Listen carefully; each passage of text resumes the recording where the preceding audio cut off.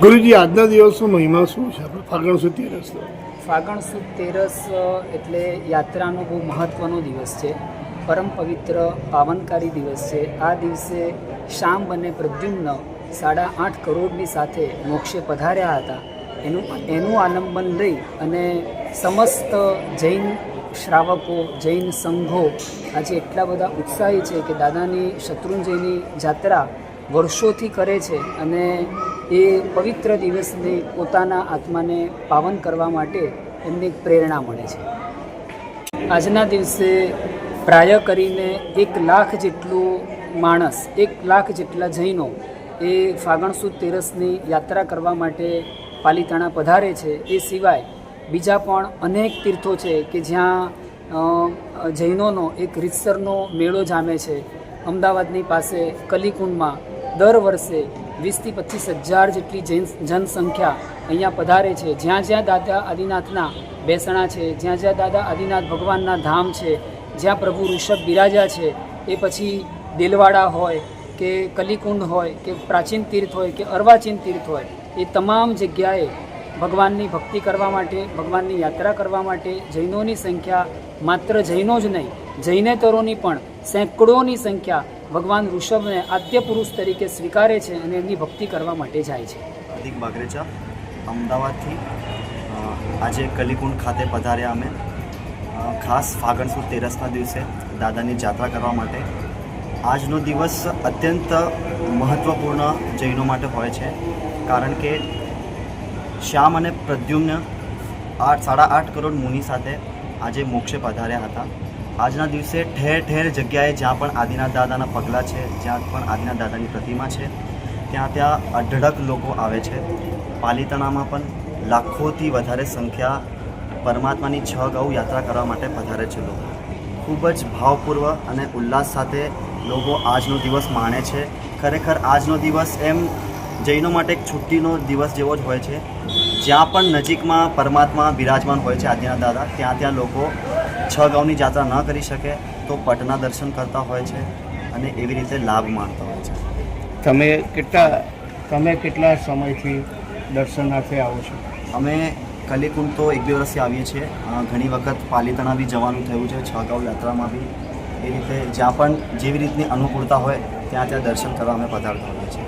તમે જે દર્શનાર્થે આવો છો આજના દિવસે, તો કેવી અનુભૂતિ થાય છે તમને? અનુભૂતિ તો ખરેખર ખૂબ જ આનંદમય અનુભૂતિ થતી હોય છે.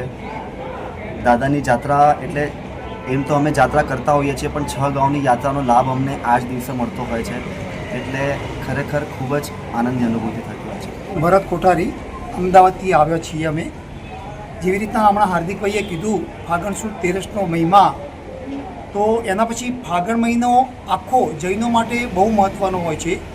જેમ કે ફાગણ વદ આઠમના દિવસે દાદા આદિનાથ ભગવાનનો દીક્ષા કલ્યાણક અને જન્મ કલ્યાણક, એ બંને કલ્યાણક આઠમના દિવસે હોય છે.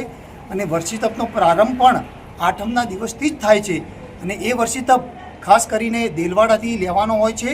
ભલે પારણા, હસ્તિનાપુર યા પાલિતાણામાં થતા હોય છે, પણ વર્ષી તપનો પ્રારંભ તો આબુ દેલવાડાથી જ થાય છે. અમે આ પહેલાં પાલિતાણા 6 ગૌની જાત્રા માટે ન જઈ શક્યા, તે માટે અહીંયા કલિકુંડ આવ્યા છીએ. અને કલિકુંડ પણ લગભગ પ્રાય કરીને 20 થી 25,000 જેટલા જૈનો અહીંયા જાત્રા માટે આવે છે. કહેવાય છે કે આદિશ્વર દાદાના દર્શન કર્યા પછી તો કેટલાય ભવોના કર્મો ખપી જાય છે. બસ અમને બહુ આનંદ છે, ઉલ્લાસ છે. અને પ્રભુ આવી રીતના ફાગણ મહિનામાં અને હર એક મહિનામાં તમારા દર્શને અમને બોલાવ્યું.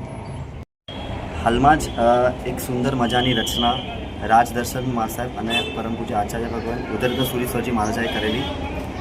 એ ગીત પણ દાદા ઋષભદેવ માટેનું હોય છે, એટલે એક નાનકડી પ્રસ્તુતિ અમે કરીએ છીએ. ઋષભજી બોલાવે છે, એના સપના આવે છે, જે ના થઈ જાવે છે એના એ થઈ જાવે છે. ઋષભજી બોલાવે છે, એના સપના આવે છે. એટલે ઋષભજી બોલાવે એટલે અમારે તો જવું તો પડે છે. શ્રી કલિકુંડ પાર્શ્વનાથ ભગવાન અહીંયા ધોળકાની અંદર કલિકુંડ તીર્થ, જેનું પ્રાચીન ઘણું મહત્ત્વ છે, અને અહીંયા પણ મિની પાલિતાણાના નામથી જાણીતું છે. આપણે પાલિતાણા આગળ 6 ગૌનો ડુંગર ફરસવા માટે નથી જઈ શકતા.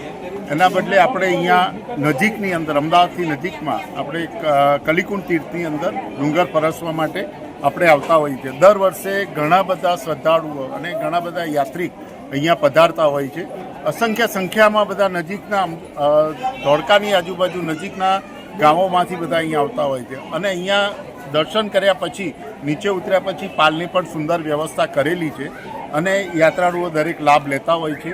બીજું, આપણે અહીંયા શ્રી કલિકુંડ પાર્શ્વનાથ પ્રાચીન 108 પાર્શ્વનાથમાં પણ જે પાર્શ્વનાથ ભગવાનનું નામ છે, તો એ પણ એક પ્રાચીન પ્રતિમાજી છે. દર્શનનો લાભ લેવા દરેકને વિનંતી છે. અને પધારેલા તમામ યાત્રાળુ જે પાલનો પણ લાભ લઈ શકે છે, અને સુંદર વ્યવસ્થા કરેલી હોય છે.